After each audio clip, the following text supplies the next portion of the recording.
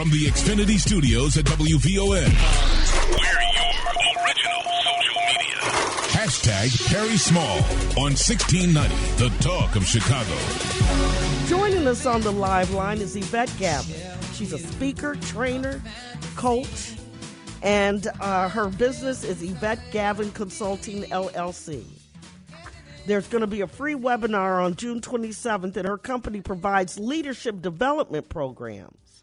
She is offering executive coaching program for men and women who want to elevate their careers. Thank you so much for joining us, Yvette. How are you? I'm well, thank you. It's a pleasure to be here. You're a boss. That I can tell. You're just a real boss.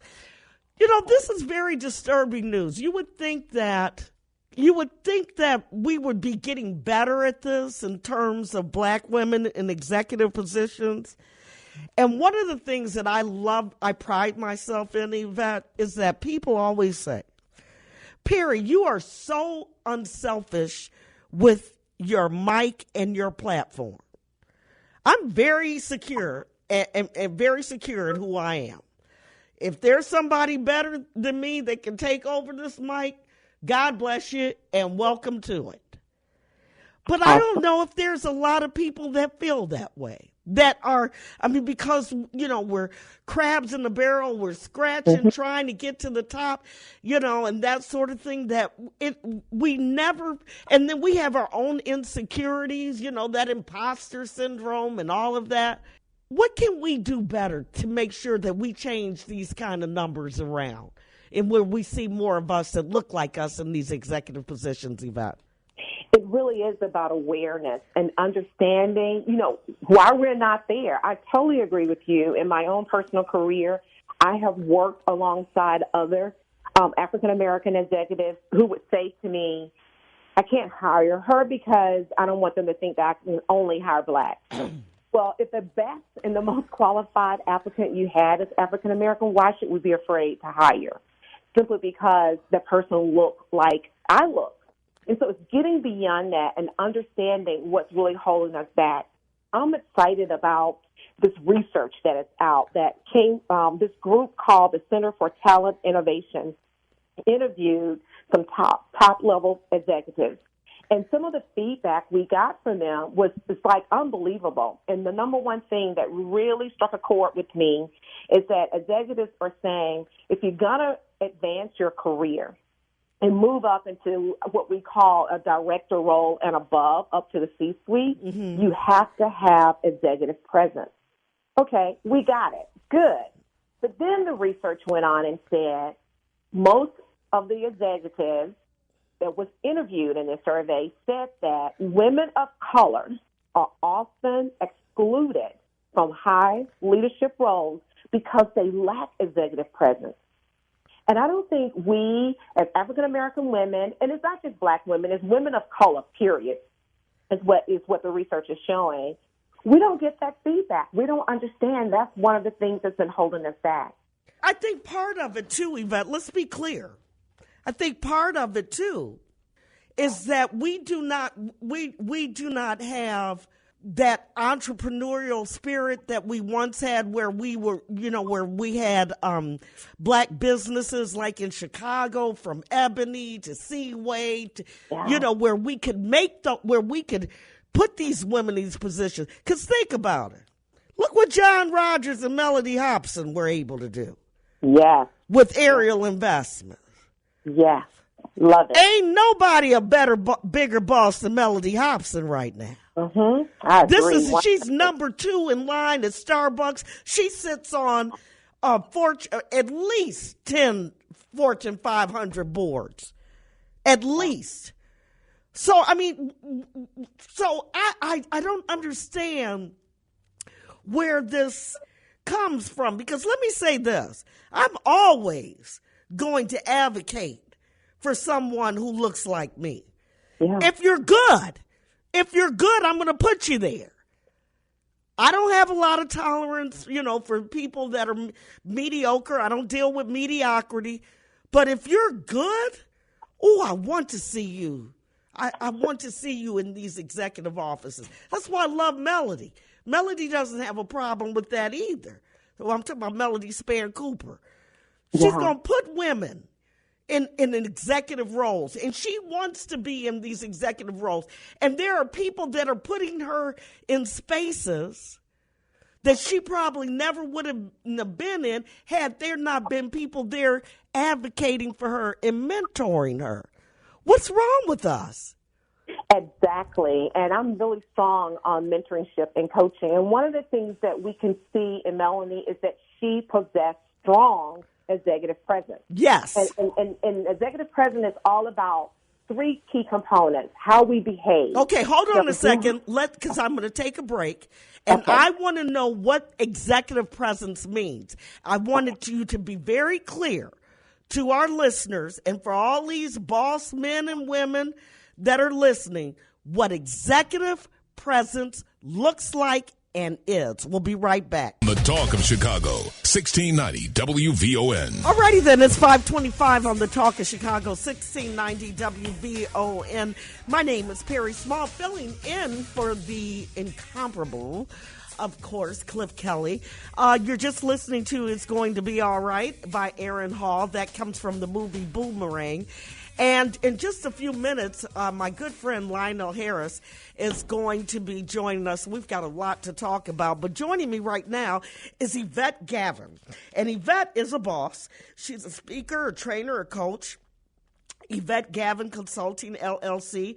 She's going to have a webinar on June 27th, and she's going to provide leadership development programs, and she's offering executive coaching programs for men and women who want to elevate their careers. And before we went to the break, Yvette, you were going to give us three things that that keeps us or will help us elevate into these executive roles.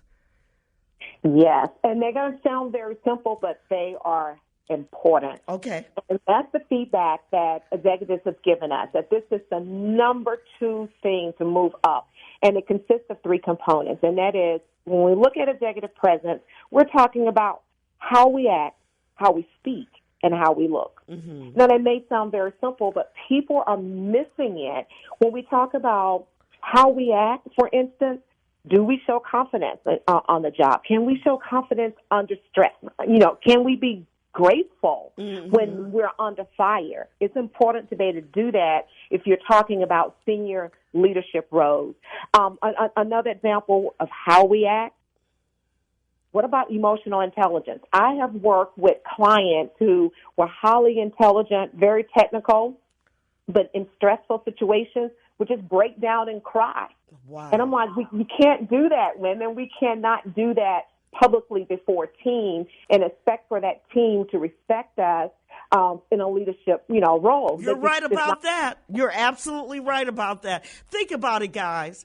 Has there ever been a boss, somebody that was your boss, and I'm not even talking about an executive role, that's been your boss and they showed a moment of weakness and you never let it go and you preyed upon it?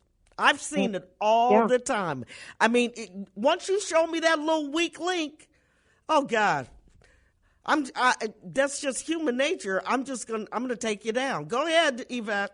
Yeah, exactly. And then when we start talking about how we speak, it is not that I'm from the South and I have a Southern drawl, but that didn't prevent me from moving up in corporate America, because when I speak with authority. I speak with confidence. I speak knowing what I'm talking about. And when we're able to do that, people will follow us. So let me ask you this, Yvette. Did you find yourself at some point, because we see this in, especially in broadcasting, you never hear people in Dallas or Alabama that's anchoring a news program. You wouldn't know if they were from Alabama or Mississippi or what. They don't sound like that. Exactly. 100. So did you find yourself trying? I don't want people to think that they have to be somebody that they're not. But was that something that you personally worked on, or you just dealt with the whole thing of just being more authoritative in your tone? No, I did work on it. Okay. I've taken several speech classes, and I've gone through executive coaching training because part of what, even my clients tell me this all the time, I want to be authentic. I don't want anybody to change who I am. But I'm totally down with that. I am still Yvette. I am just a stronger version of myself. I want to be able to articulate my thoughts well so I can lead strong. Okay. And so in order for me to do that, I did need some training. I need people to be able to hear and understand me. But communication goes beyond like the dialect, right? It's also how can I convey a message in a very concise way. I had to learn how to do storytelling. I had to know how to brief, a CTO or CIO very quickly and have that person to believe me and have confidence in the information I'm putting forth. Okay. And so there's so many, the communication carries a gamut of techniques and tools that we all could grow in. All right. And how we communicate.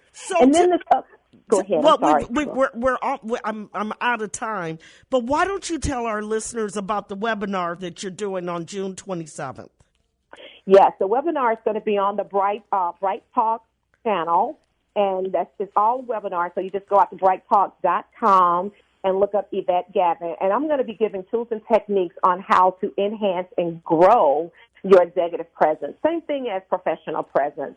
It is a free webinar, folks, so it will be great information.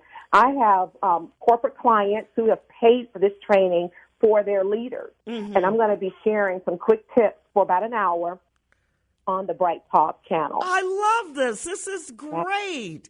And so where do they need to go to get more information of how to log in and all of that? They can go to my website at YvetteGavin.com, go to my current event page, and just click on the banner that says free webinar, Leading with Executive Presence. All right. So when are you coming back and you're going to hang out with me in the studio, Yvette? Oh, I would love to. I'm in Chicago frequently, so whenever you want me there, I can be there. I can't wait. Thank you so much, Yvette Gavin.